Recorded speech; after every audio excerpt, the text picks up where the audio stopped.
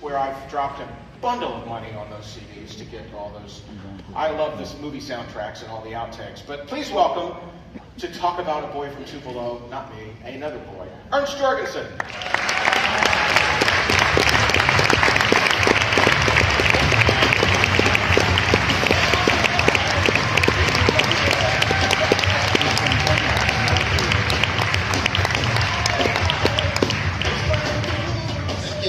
You know, as my grandmother would have said, Ernst, you're not from around here, but you learn quickly that in the South, it's all about the hug. Yes, you just told me, but I had never, that wasn't how I experienced it. When we did research for A Boy from Tupelo for 15, 20 years, I went to all these places that most Americans don't know, but a lot of you may, but we had to find where Elvis played, and he played in Randolph, Mississippi, Toccopola, Pontotoc, Amory, Belton, Holka, where there's 2 houses and a gas station, I think. And the trick was, my broken English was a good thing. I walked into the library and I started ordering all these little microfiche that you could go through and find it. And looking like this, talking funny, people started getting interested. And before you know it, the librarian came over and said, oh, what are you searching for? And it sounded a little strange that it was searching for Elvis. And we got over that and into, I'm trying to figure out when he played here. And more often than not, she said, well, I don't know, but my sister went to see the show, so I'll call her. So we called the sister, and she'd been there, and she remembered that Sheila, her best friend, had a camera and took the photos. So we called her. And eventually that's, you know, how all these photos arrive in A Boy from Tupelo by literally dozens of people who wanted to share that story. It was something that meant something to them. When I started telling them all the little details, they got totally into their own childhood. I mean, it was always the girls. When you went to the courthouse, the ladies were in their, you know, the right age. They were there at that school, and they either all got kissed, or he must have kissed a lot. But they all had their kissing story, and then there's even pictures, as you will see in the product, that is exactly that. So it's really not, you can't really have a destination in mind when you start research. It's just your end product comes from whatever it is, almost as a detective, that you've been able to find. I think it goes back to the fan clubs of the 70s and 80s, where everybody tried to find little bits and pieces. And I think about, you know, in 1980 we knew about 20 shows. That was the thing, and half of them were wrong because Elvis didn't play at the Cow Palace. But it took on a different angle when I got in contact with Peter Gorelnik around 1990, and he was researching for his book. He had dates that I'd never heard of. I had a guy living in Sweden who is Danish, actually, Brian Peterson, who went on that same trip collecting the information. And what we were aiming for, now you talk about what is it, what did we see? I think Peter and I shared that one thing, that it could not be possible that a young man like Elvis would come out of nowhere and just get lucky in 1956. There had to be something before that. And when you start suddenly figuring out, oh, you found another date, he played in Texas. You started thinking, well, if he played in Texas that week, he probably played more places. So you contacted the next city and the next city.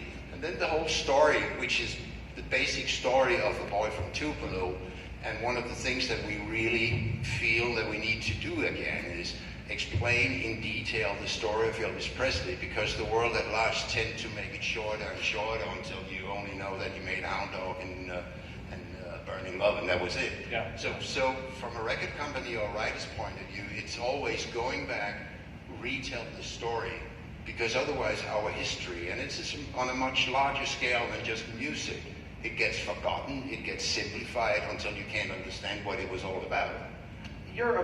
What you do, the detective work you do in doing research, and we'll talk with Peter about the same thing. Today, and I swear every time I start talking like this, I sound like, in my day, I'll tell these young kids today. But all I know, this is actually the fake voice, that was the real voice. What happens is that what today's again, forgive me, today's generation thinks research is Googling it. And if it's written down, and it's the first thing on Google, that's it, that's the truth.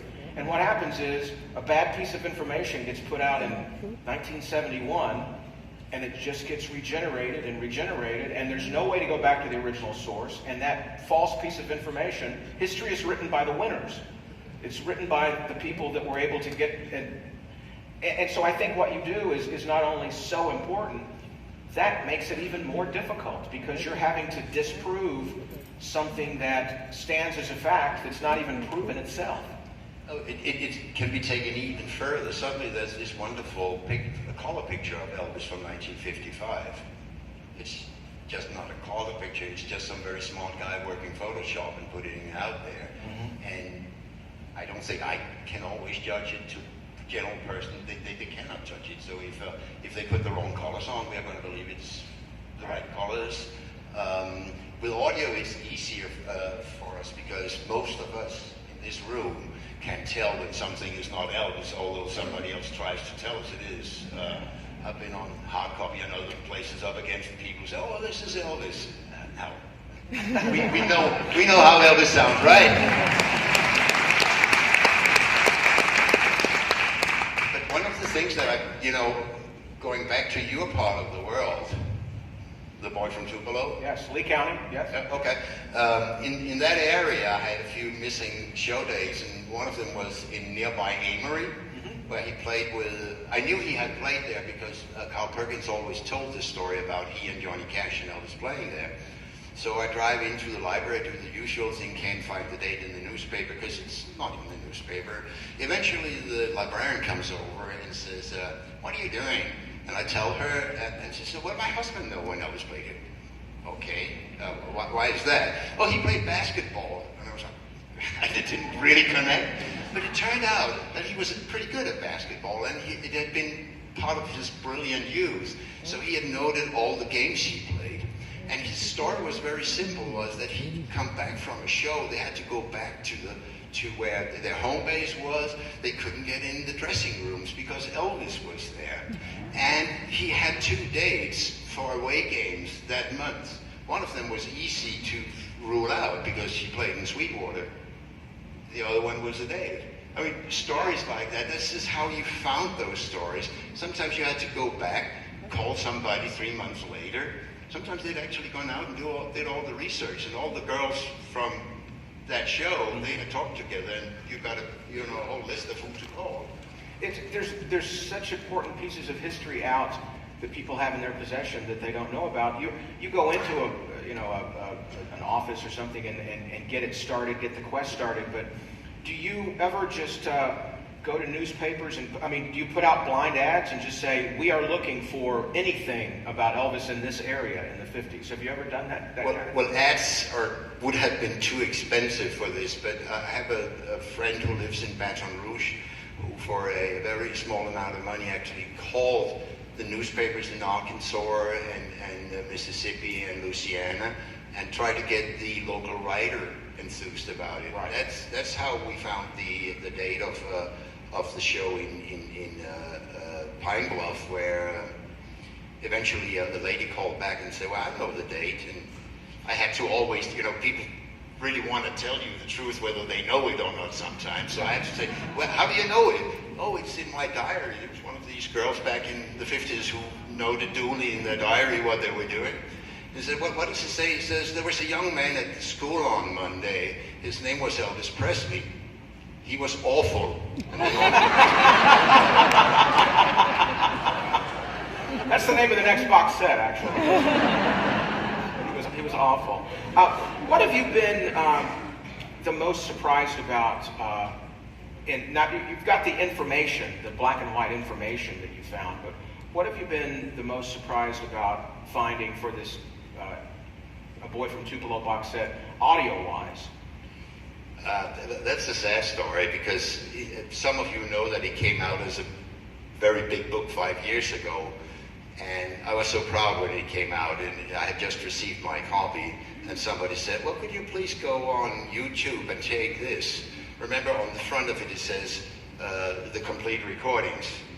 And then suddenly there was a recording out on YouTube of Elvis singing "I Forgot to Remember to Forget" that I had never heard of on the week of the printing of the book. I wanted to shoot myself.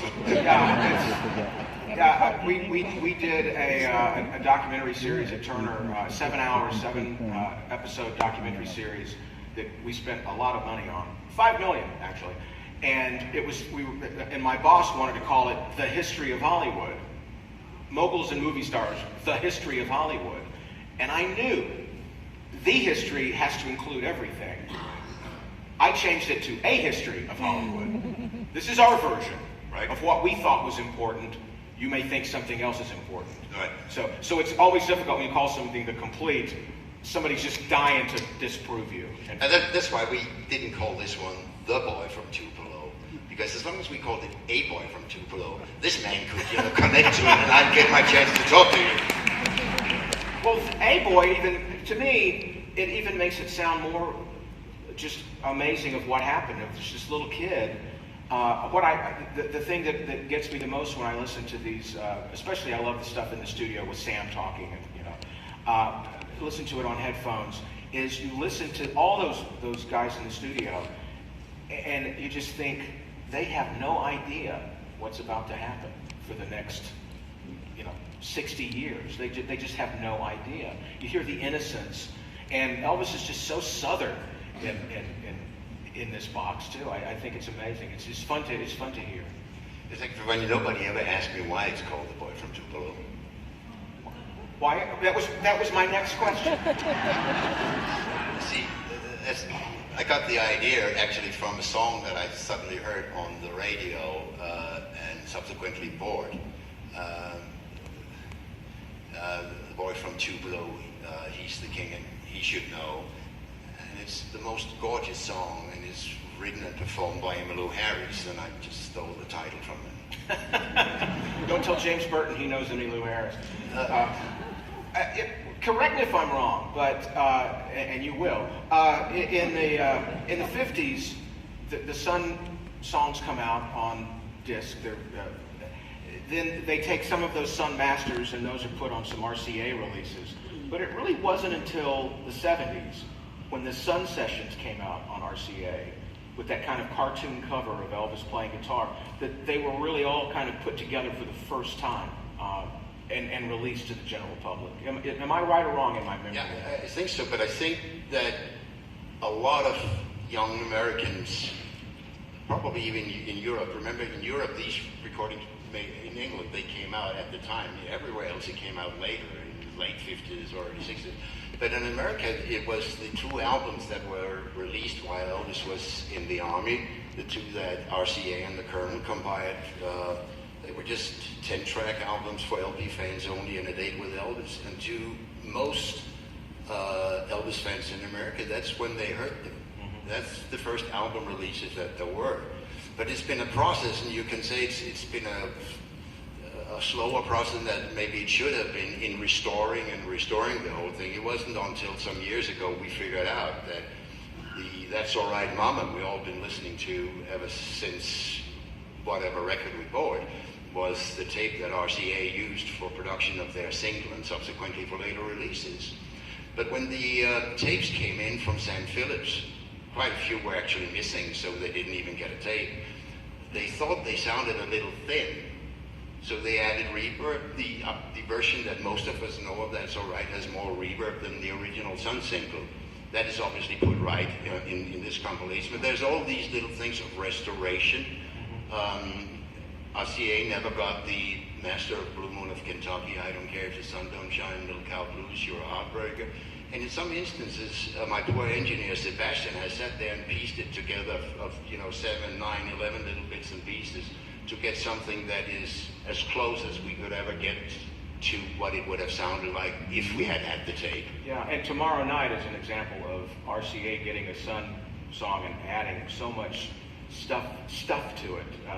Yeah, that's another always very interesting story, because now we are in the mid-60s, and Elvis doesn't want to record anymore. He records his movie soundtracks, but has lost the appetite for regular recording sessions, so that when they needed to put together an album that wasn't a movie soundtrack album, in this case Elvis for Everyone, they looked through the vault for anything. Some came out on single like Tell Me Why I Ain't That Loving You, Baby, Tomorrow Night, was beefed up, like you say, with harmonica and guitar by Chet Atkins, and included on the album. Just to have some product. Yeah, because when you listen to the true version of Tomorrow Night on this box set, you will realize that there's a gap in the middle where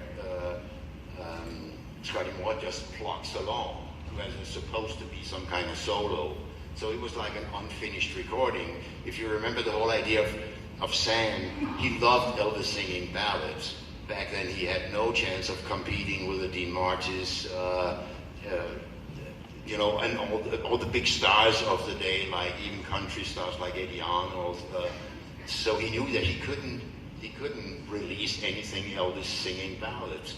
But he said, I didn't have the heart to turn off the machine or to tell him even. So we just let the tape run. Let him get it out of his system. And get it out of the system, just like in later day. I think most of you know that Elvis liked to warm up the recording sessions by sitting there chatting to the music, then sing gospel for an hour.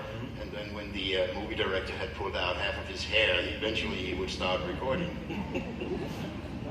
Elvis would walk in at 10 o'clock at night and say, what time does this 6 o'clock session start? You know, that's the famous line James Burton loves to tell us about. Well, it's fascinating, and it seems like just when we think we've heard it all, you're able to detective work and find something else. You can answer this question. You don't have to be specific about the answer, but we would love to know if there's something out there that you're working on that you're going to be back here with me 1 year to say, well, remember when I told you I was looking for something? Well, I found it. Do you have the next thing that you're kind of looking for? I think historically we were always very secret about what we had and didn't have. I don't think it's like that anymore. If we found something, we probably opened it out. But there's people here who know that there's a lot of unreleased material from Elvis on too. You certainly know that. And we're still hoping that one day, I hope they're listening, that the Warners will actually try and give us everything they have. Yeah. There's wonderful stuff. You've seen it, I've seen it. Those people who buy the illegal records have heard it.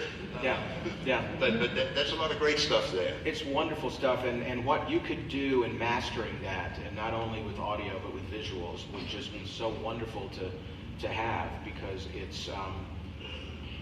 we were just talking with John about it earlier, that the representation of Elvis is those TV 50s appearances, the movies, and a couple of concerts, and that's really it. And so to have some more material like that to visually look at. I still go back and say my favorite thing that you guys have found is that footage from Madison Square Garden. I still just absolutely love seeing that. We have to thank the wonderful gentleman, Don, who actually, it was fine to bring in, it was illegal to bring in the camera. Sure. He got away with it and had a steady hand. He did something else that just blew me away. He was working at the Hilton back in 72, 73, and Elvis was rehearsing in the main showroom, in the afternoon. Nobody was there. He had the courage to walk into that room, not blinking an eye, going up saying hi to the engineer, sat down next to him, placed his tape recorder on the chair, recorded the rehearsal and walked out. I mean, hey, that's one of the real spirit. Just in case anybody wants to know, we put out a Follow the Dream release. It doesn't sound very great, but you can actually hear Elvis singing I'm Leaving It Up to You, which he never recorded. Yeah, I think I've heard that. Well, thank you for the detective work. Thank you for everything. You're going to be back with us this week with this son. I believe it's tomorrow. I haven't looked that far ahead on my schedule. I only know who the next guest is. That's as far as I work ahead. All right. But it's been great to see you. If you see Ernst around, please tell him thank you for A Boy from Tupelo and Pop. And all that stuff.